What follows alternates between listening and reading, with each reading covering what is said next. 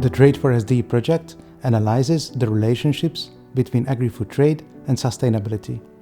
The premise of the project is that EU has the power to make the world more sustainable, as it is one of the biggest agri-food trading blocs in global terms. The TRADE4SD project aims to provide empirical evidence for this ambitious goal through its scoping and modeling exercises, as well as case studies and policy analysis. Corvinus has a dual role in the TRADE4SD project.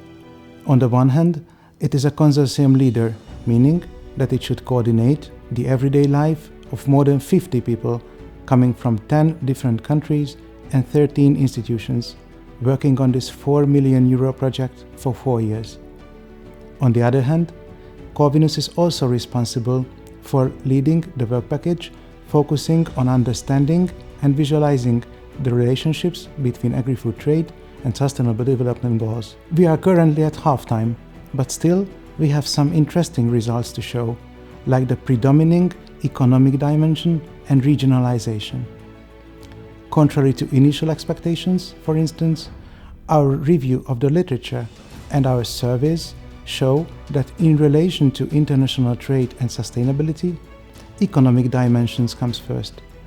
Environmental and social issues only arise after the economic affairs are put in order. This was reinforced by the COVID crisis and the war in Ukraine, bringing economic issues back to the policy agenda, besides the long-term goals of environmental and social sustainability.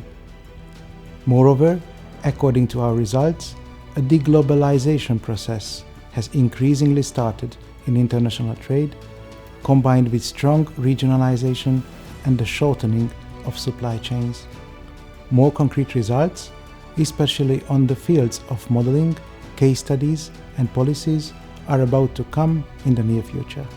We principally target our results and recommendations towards European policymakers, although our results can be interesting to a wide array of different stakeholders.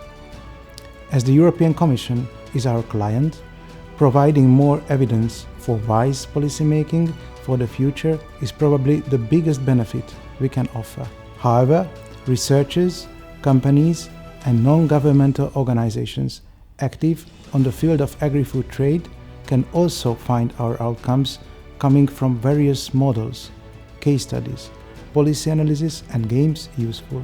Leading a team of this size and cultural and work ethic background diversity always brings new outcomes. The majority of the team works very well and is committed to the project. More and more professional relationships and even friendships are formed over time. We learned to encourage partners who have not previously worked in such an environment to comply with their commitments. And starting in the middle of the COVID pandemic did not help us. The biggest challenge we experienced was that we had to form a well-functioning working relationship and team. This is the first Horizon-type project at the university level where we took leadership roles, and we think we succeeded. One of the lessons learned is that active cooperation among work packages and tasks are essential, and that live meetings are always more efficient than online ones.